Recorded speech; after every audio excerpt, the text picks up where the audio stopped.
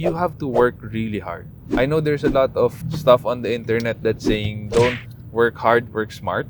We are in a digital world now. Working smart is not really hard. Everyone works a lot smarter nowadays. So what makes you different?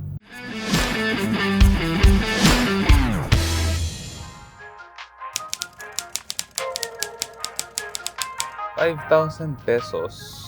Definitely a services kind of business kasi it's not a lot of capital to go on for if you want to do buy and sell. Although you can do buy and sell naman, but it's not going to be as fast of a turnover as you would hope sa mga iba buy and sell mo. So, I wouldn't recommend buy and sell. I would go for a services business. My strategy would be to start a website. Doesn't cost a lot, especially if you're going to DIY it. That's how I started, really. I just bought the domain name, the hosting, put WordPress, which is free, as a CMS, started blogging, and then whenever I would get inquiries about my work and how I can do SEO, of course, I would go to the website and look at my rates, my services there, what we've done before. So it's my portfolio if they do want to engage with me. It costs me nothing naman to go there to them to present and to create a contract, to have them sign it.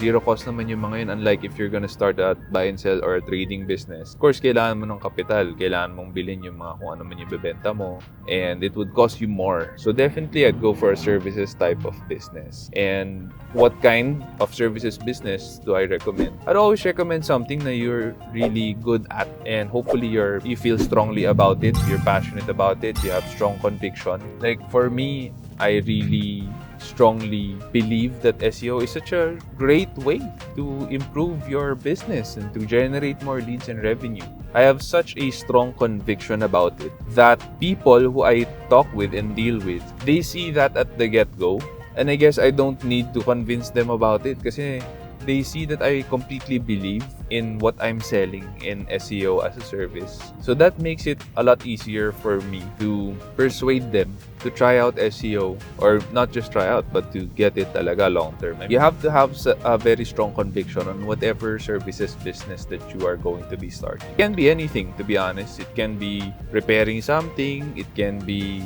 designing something, it can be editing something, it could be building something. I don't really know what you are passionate about, but it has to be something that you feel strongly about, you have a strong conviction on.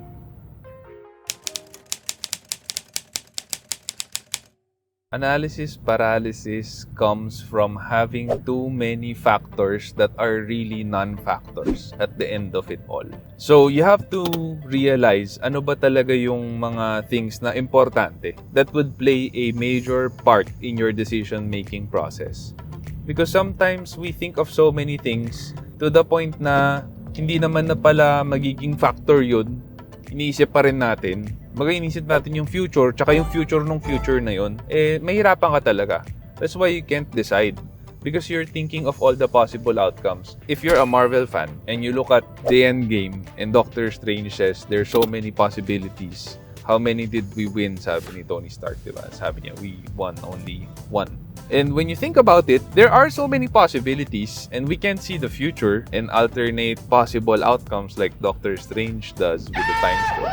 There is only one result that matters. You have to know what that goal is for you, and then decide how you can get there in the best possible way. Then, madudugtong-dugtong mo na yung mga possible decisions mo. Then, you can eliminate all the other non-factors that are trying to fog your mind, trying to fog your decision-making process, causing you analysis paralysis. So, for me, that's the best way that I would suggest that you do it. It's not about not being able to make a decision. It's also not about having so many decisions na you can't decide on it. Removing all the non-factors and knowing what it is that you really want in a very clear way.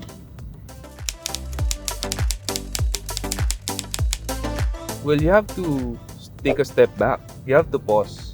Think about what is really important to me at this point in my life that I can do only at this point in my life. So, for example, I'm a dad, and at this point in my life, it's so important for me to mentor my kids. Because someday, when they're older, let's say they're 12, 13, my influence in their lives will diminish. Kasi mas gusto na nilang makipaghalubilo sa barkada, to go out with their friends, and they're gonna be influenced by their friends more than how I'm gonna be able to influence them someday. At this point in my life, what are some things that I can do that only I can do? I have to take on the mantle of being a father to them and parent them and teach them about God's ways, teach them about my principles, my values. It matters more than being a businessman.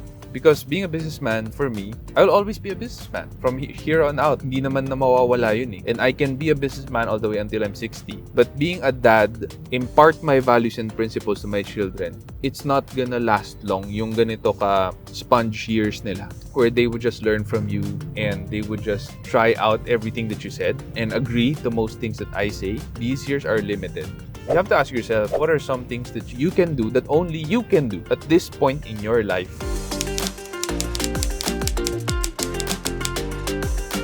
Advice to a young 20-year-old is, number one, don't be in a hurry. So, I know a lot of young people na nagkaka-anxiety kasi they compare themselves to other people na parang, oh, ito by this age, ganito na yung salary or ganito na yung nagawa ng negosyo niya. I would admit, some people would tell me that na parang ikaw nga, 22 ka pa lang, business owner ka na. But then, I also tell them, well, you don't realize how much difficulty I had to go through, how much heartbreak I had to go through to be able to get through that. How difficult it takes a certain kind of resilience and character to get through that. Don't be in a hurry. Kasi you need a certain form of maturity as you go through in life, as you invest in yourself by reading books, listening to podcasts, doing work that you know you're called to do by the Lord. As you mature in these things, then God will prepare you for bigger, better work. And you might decide one day to finally start your own business. And the wealth of experience and value that you've learned along the way will contribute a lot to that.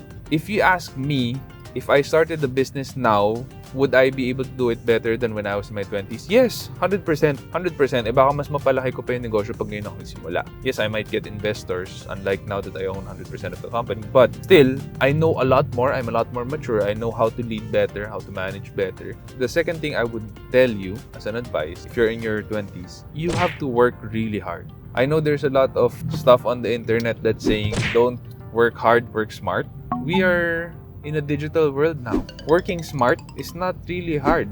Everyone works a lot smarter nowadays. So what makes you different? When you work hard, it's not really just for the company that you're working for. It's also for yourself. Because you build that discipline of someday being able to build your own business. Of someday being able to rough the storms in life. And then lastly, you have to have discipline. The discipline to delay gratification. A lot of young people nowadays buy into the advertising world. They're just trying to sell you a better, higher lifestyle. And if you keep on getting into that, spending more, even as your salary grows, but you're spending a lot then, you're upgrading your lifestyle, you're not living below your means, you're not gonna save much. And then life will hit you dab smack at the face. And suddenly you need to pay XYZ.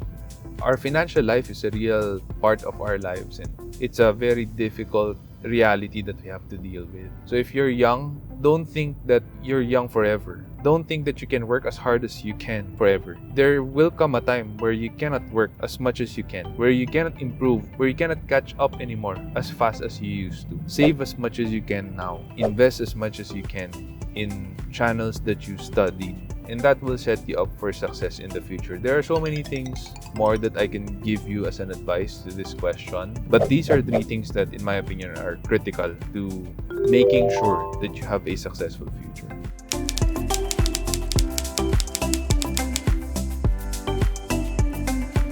If you start a lot of businesses, that assumes that you have a lot of money and you have time to burn that money for you to figure out which one works for you and which one would be successful. But not a lot of people start out that way. Most people, in fact, use their savings as capital. So I would always advise for a starting business owner to study hard kung anong business gusto nilang pasukin. And if you learn a lot about it, then try it. Start with an MVP, a minimum viable product. Invest a little bit of your savings and then see where that will lead you. If it works, you like it, you feel strongly about it, you can sell it, then it's for you. If not, then at least hindi ka gumastos ng malaki. And you can figure it out kagad and move on to the next possible business. If you're a jack of all trades kasi, you're just gonna be a me too business, which means it's not gonna make so much money. And that's the problem with a lot of like franchise companies and businesses.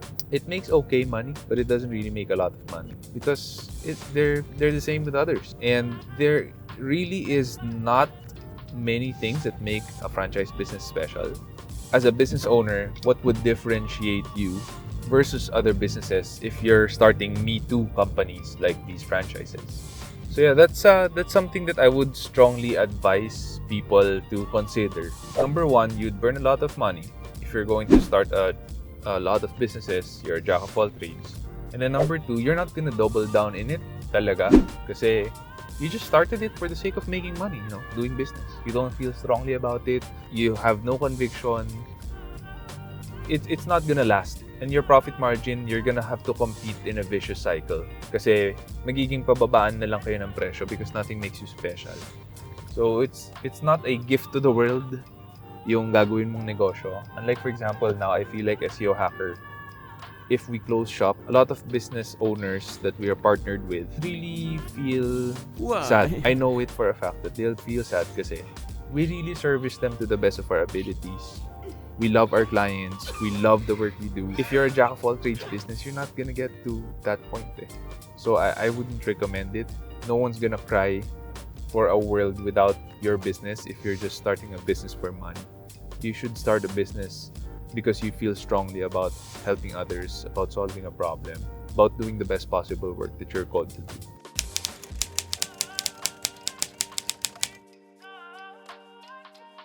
You give up when the balance sheet is bleeding already, when your cash flow is negative.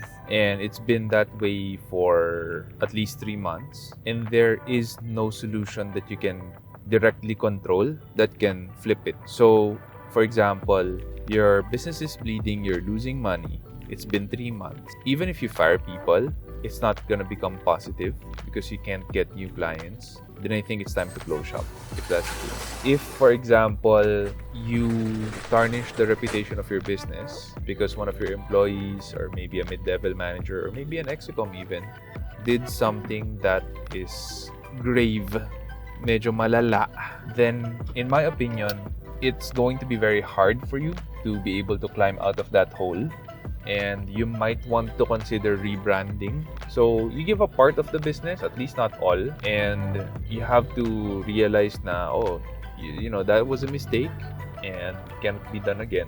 A lot of these things are usually not a result of the economy, of a bad economy. For example, nung pandemic, marami nagsara na restaurants. But then the restaurants who pivoted, who adopted, who partnered with food delivery businesses, who pivoted to selling some of their sauces or their, mang inasal.